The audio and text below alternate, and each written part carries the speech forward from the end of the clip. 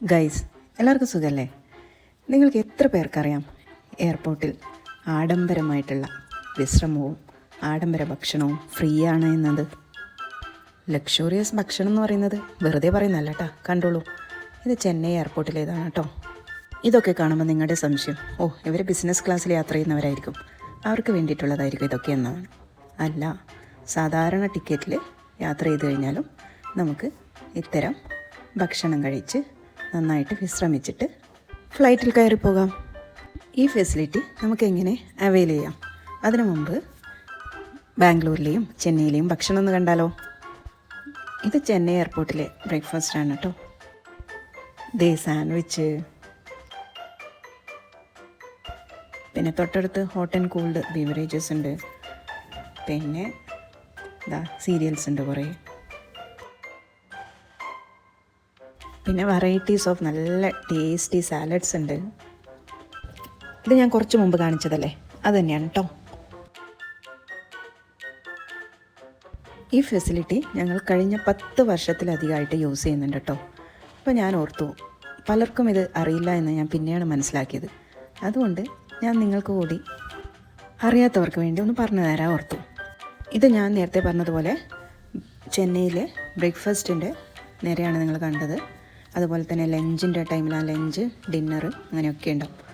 കഴിഞ്ഞിട്ടില്ല, ഇഡ്ഡലി ഉണ്ട്. ചെന്നൈ പോയി കഴിഞ്ഞാൽ പിന്നെ ഇഡ്ഡലി സാമ്പാർ കഴിക്കാണ്ട് എങ്ങനെയാണ്? അല്ലെങ്കിലും തമിഴന്മാരെ സാമ്പാർ ഇഡ്ഡലിയിൽ വെല്ലാൻ വേണ്ടിയിട്ട് ഈ ലോകത്തിൽ ആരുമില്ല അല്ലേ. സൂപ്പർ ടേസ്റ്റായിരുന്നു കേട്ടോ സാമ്പാർ. പിന്നെ വൈറ്റ് പീസ് മസാല ഉണ്ടായിരുന്നു റൊട്ടിയുടെ കൂടിയൊക്കെ കഴിക്കാൻ വേണ്ടിയിട്ട്. പിന്നെ പൊങ്കലിനും അസാധ്യ ടേസ്റ്റായിരുന്നു. പിന്നെ പലതരത്തിലുള്ള ചട്നി ഉണ്ടായിരുന്നു. പിന്നെ ദോശ, നല്ല ടേസ്റ്റായിരുന്നു എല്ലാം.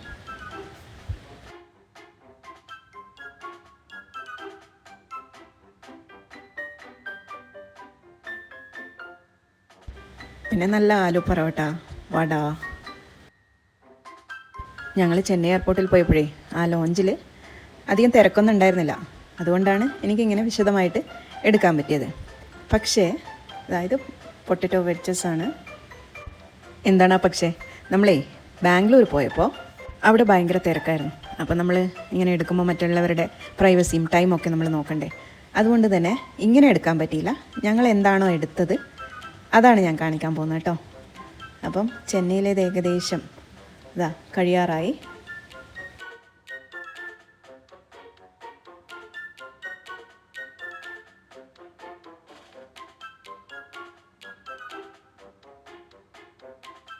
അപ്പോൾ ബ്രേക്ക്ഫാസ്റ്റിന് തന്നെ എത്ര വെറൈറ്റീസ് ഉണ്ടെങ്കിൽ ലഞ്ചിനും ഡിന്നറിനും എത്ര വെറൈറ്റീസ് ഉണ്ടാവും എന്നുള്ളത് നിങ്ങൾക്ക് ഊഹിക്കാം.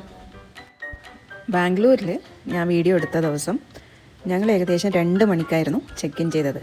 അപ്പോൾ മിഡ് നൈറ്റ് ഫുഡായിരുന്നു ഉണ്ടായിരുന്നത്. അപ്പോൾ ഇതിപ്പോൾ ചെന്നൈയിലെത്തത് ഏകദേശം കഴിഞ്ഞു.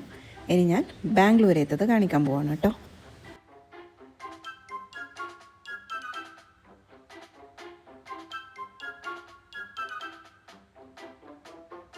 ബാംഗ്ലൂരിൽ ചെന്നൈയുടെ ഇരട്ടി ഐറ്റംസ് ഉണ്ട് കേട്ടോ.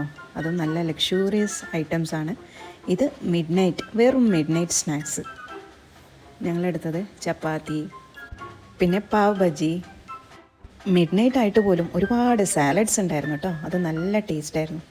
പിന്നെ റൈസ്, സോസേജ്, നല്ല ദാലും റൈസും നല്ല രസമാണ്. ഇത് വാങ്ങിയ ഭാഗത്താണ് വഴുതിരിങ്ങ കൊണ്ട് ഉണ്ടാക്കുന്നത്. നല്ല ടേസ്റ്റാണ്. പിന്നെ ഇഡ്ഡലി, ദോശ. നമ്മളെല്ലാം സ്നാക്സൊക്കെ കഴിക്കുമ്പോഴത്തേക്ക് തന്നെ മസാല ദോശയും ഇഡ്ഡലി, നൂഡിൽസ്, പിന്നെ പാസ്ത നല്ല ടേസ്റ്റ് ഉണ്ടായിരുന്നു. പിന്നെ സമയമില്ലാത്തൊരു സമയമായതുകൊണ്ട് ഞങ്ങൾക്ക് ഇത്രയൊക്കെ കഴിക്കാൻ പറ്റിയിട്ടുള്ളൂ. അതുകൊണ്ട് ഇത്രയും എടുക്കാൻ പറ്റിയുള്ളൂ ബാംഗ്ലൂരിലെ ഫുഡിൻ്റെ. ഇതാണ് ചെന്നൈയിലത്തെ വിശ്രമിക്കാൻ ഉള്ള സ്ഥലം.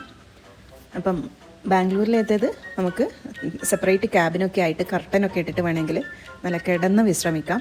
അപ്പോൾ ഇതൊക്കെ ഫ്രീ ആണോ? അതെ, ഫ്രീ ആണ്. അതിന് നമ്മൾ എന്താണ് ചെയ്യേണ്ടത്? ഞാൻ മുൻപ് പറഞ്ഞില്ലേ, 10 വർഷത്തിലധികം ഞങ്ങളിത് യൂസ് ചെയ്യുന്നുണ്ടെന്ന്. അപ്പം ഒരു ക്രെഡിറ്റ് കാർഡോ ഒരു ഡെബിറ്റ് കാർഡോ കയ്യിലുണ്ടായാൽ മാത്രം മതി അൺലിമിറ്റഡ് ലോഞ്ച് ഫെസിലിറ്റി ആസ്വദിക്കാം. പിന്നെ അതിന് ചില നിയന്ത്രണങ്ങളൊക്കെ ഏർപ്പെടുത്തി. അന്നൊക്കെ ഇത് ഇൻട്രൊഡ്യൂസ് ചെയ്തിട്ട് കുറച്ച് നാളുകൾ മാത്രമേ ആയിരുന്നുള്ളൂ എന്ന് തോന്നുന്നു.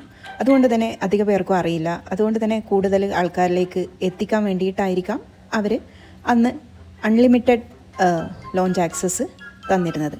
പക്ഷേ ഇപ്പോൾ അൺലിമിറ്റഡ് എന്നുള്ളത് അവർ കുറച്ചു. ഇപ്പം കൂടുതൽ ആൾക്കാരിലെത്തി, ഒരുപാട് ആളുകൾ എത്താൻ തുടങ്ങി. അതിനുശേഷം പല കാർഡുകൾക്കും പലവിധ ക്രൈറ്റീരിയാസാണ്. ഇപ്പം ഞങ്ങൾ യൂസ് ചെയ്യുന്ന ഈ കാർഡിന് 3 മാസം കൂടുമ്പോൾ 1 ലക്ഷം രൂപ സ്പെൻഡ് ചെയ്യുകയാണെങ്കിൽ നിങ്ങൾക്ക് 2 ലോഞ്ച് ആക്സസിനുള്ള കൂപ്പൺ കിട്ടും. അങ്ങനെ ഒരു വർഷം മാക്സിമം 8 കൂപ്പൺ വരെ നമുക്ക് ലഭിക്കാം. മുമ്പത്തെ പോലെ അൺലിമിറ്റഡ് ഓപ്ഷനില്ല. 3 മാസത്തിൽ 1 ലക്ഷം എന്നൊന്നും കേട്ട് നിങ്ങൾ ഞെട്ടണ്ട. കാരണം നിങ്ങൾക്ക് മുൻകൂട്ടി ഫ്ലൈറ്റ് ടിക്കറ്റ് ബുക്ക് ചെയ്യാം, കാർഡ് വെച്ചിട്ട് ഹോട്ടൽ ബുക്ക് ചെയ്യാം. പിന്നെ നിങ്ങൾക്ക് നിങ്ങളുടെ കുട്ടികളുടെ എഡ്യൂക്കേഷൻ ഫീസ് അങ്ങനെ ഡെബിറ്റ് കാർഡോ ക്രെഡിറ്റ് കാർഡോ വെച്ചിട്ട് യൂസ് ചെയ്തിട്ട് അതിനെ ഫലപ്രദമായിട്ട് ഉപയോഗിക്കുക. നമ്മൾ മാക്സിമം ക്യാഷ് സ്പെൻഡ് ചെയ്യാതെ കാർഡ് വെച്ച് തന്നെ സ്പെൻഡ് ചെയ്തിട്ട് നിങ്ങൾക്ക് ഓൺലൈൻ ബാങ്കിങ്ങിലൂടെ ഈ കൂപ്പണ് വേണ്ടിയിട്ട് അപ്ലൈ ചെയ്യാവുന്നതാണ്. ഇനി അത് അപ്ലൈ ചെയ്യാൻ അറിയില്ലെങ്കിൽ നിങ്ങളുടെ ബാങ്കിൻ്റെ കസ്റ്റമർ കെയറിൽ വിളിച്ചിട്ട് ചോദിച്ചിട്ട് നിങ്ങൾക്ക് അത് നേടിയെടുക്കാം. പിന്നെ ഒരു കാര്യം, ഇത് ഡിപ്പാർച്ചറിന് വേണ്ടി മാത്രമേ യൂസ് ചെയ്യാൻ പാടുള്ളൂ. അറൈവലിൻ്റെ ടൈമിൽ, അതായത് ഫ്ലൈറ്റ് ഇറങ്ങി വന്നതിന് ശേഷം രാവിലെ മുതൽ വൈകുന്നേരം വരെ അവിടെ കഴിയുക എന്ന് ഓർക്കുകയാണെങ്കിൽ അത് നടക്കില്ല. നമ്മൾ ഫ്ലൈറ്റിൽ അങ്ങോട്ട് പോകുമ്പോൾ മാത്രമേ ഈ ഫെസിലിറ്റി ലഭിക്കുള്ളൂ കേട്ടോ. അതുപോലെ മുൻപ് ഒരു സ്പെൻഡ് ക്രൈറ്റീരിയ ഉണ്ടായിരുന്നില്ല. ജസ്റ്റ് ഒരു ക്രെഡിറ്റ് കാർഡോ ഡെബിറ്റ് കാർഡോ മാത്രം കയ്യിൽ വെച്ചാൽ മതിയായിരുന്നു. സാരില്ല, നിങ്ങൾ വൈകിട്ടില്ല. അപ്പോൾ ഇനി ഫലപ്രദമായിട്ട് കാർഡൊക്കെ യൂസ് ചെയ്യുക, എന്നിട്ട് ഇതുപോലുള്ള ഫെസിലിറ്റി യൂസ് ചെയ്യുക. അതുപോലെ എൻ്റെ വീഡിയോ ഇഷ്ടമാണെങ്കിൽ ഒന്ന് ലൈക്ക് ചെയ്ത് സബ്സ്ക്രൈബ് ചെയ്യാൻ മറക്കരുതേ. Bye, thank U.